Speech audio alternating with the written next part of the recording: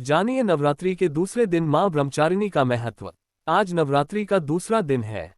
नवरात्रि के दूसरे दिन भगवती मां ब्रह्मचारिणी की पूजा का विधान है।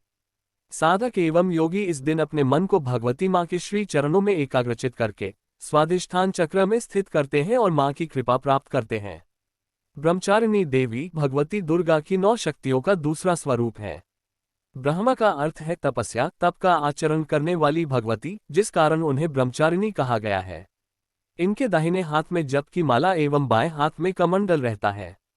नवरात्रि का दूसरा दिन भगवती ब्रह्मचारिणी की आराधना का दिन है। श्रद्धालु भक्त व साधक अनेक प्रकार से भगवती की अनुकंपा प्राप्त करने के लिए व्रत अनुष्ठान व साधना करते हैं। मंत्र इस प्रकार है। या देवी सर्वभूतेषु मां ब्रह्मचारिणी रूपेण संस्थिता।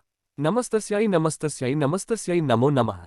अपने पूर्व जन्म में जब मां ब्रह्मचारिणी हिमालय के घर पुत्री रूप में उत्पन्न हुई थीं, तब नारद जी के उपदेश से उन्होंने भगवान शंकर जी को प्राप्त करने के लिए कठिन तपस्या की थी। इसी दुष्कर तपस्या के कारण इन्हें तपश्चारिणी अर्थात ब्रह्मचारिणी नाम से अभिहित किया गया। उन्होंने 1000 वर्ष तक केवल फल खाकर व्यतीत किए और 100 वर्ष तक केवल शाक पर निर्भर रहीं। उपवास के समय खुले आकाश के नीचे वर्षा और धूप के विकट कष्ट सहे। इसके बाद में केवल जमीन पर टूटकर गिरे बेलपत्रों को खाकर 3000 वर्ष तक भगवान शंकर की आराधना करती रहीं और कई हजार वर्षों तक निर्जल और निराहार रहकर व्रत करती रहीं। पत्तों को भी छोड़ देने के कारण उनका एक नाम अपर्णा भी पड़ा। इस कठिन तपस्या के कारण ब्रह्मचारिणी देवी का पूर्वजन्म का शरीर एकदम क्षीण हो गया था। उनकी यह दशा देखकर उनकी माता मैना देवी अत्यंत दुखी हो गई। उन्होंने उस कठिन तपस्या को विरत करने के लिए ब्रह्मचारिणी देवी को आवाज दी, उमा, अरे नहीं। तब से देवी ब्रह्मचारिणी का पूर्वजन्म का एक नाम उमा पड़ गया था। उनकी इस तपस्या से तीनों लोकों में हाहाकार मच गया था।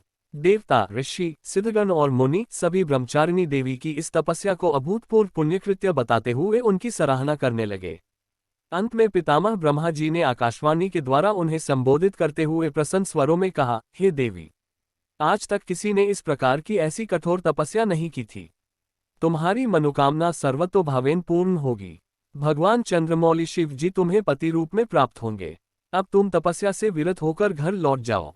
मां ब्रह्मचारिणी से जुड़ी कई मान्यताएं हैं। मां दुर्गा का यह दूसरा स्वरूप भक्तों को अनंत फल देने वाला है। उनकी उपासना से मनुष्य में तप, त्याग, वैराग्य, सदाचार व संयम की वृद्धि होती है। सर्वत्र सिद्धि और विजय प्राप्त होती है। दुर्गा पूजा के दूसरे दिन इन्हीं के स्वरूप की उपासना की जाती है। इस दिन साधक का मन स्वाधिष्ठान चक्र में होता है। इस चक्र में अवस्थित मन वाला योगी उनकी कृपा और भक्ति प्राप्त करता है। जीवन के कठिन संघर्षों में भी उसका मन कर्तव्य पथ से विचलित नहीं होता। मां ब्रह्मचारिणी देवी की कृपा से उसे सर्वत्र सिद्धि और विजय प्राप्त होती है।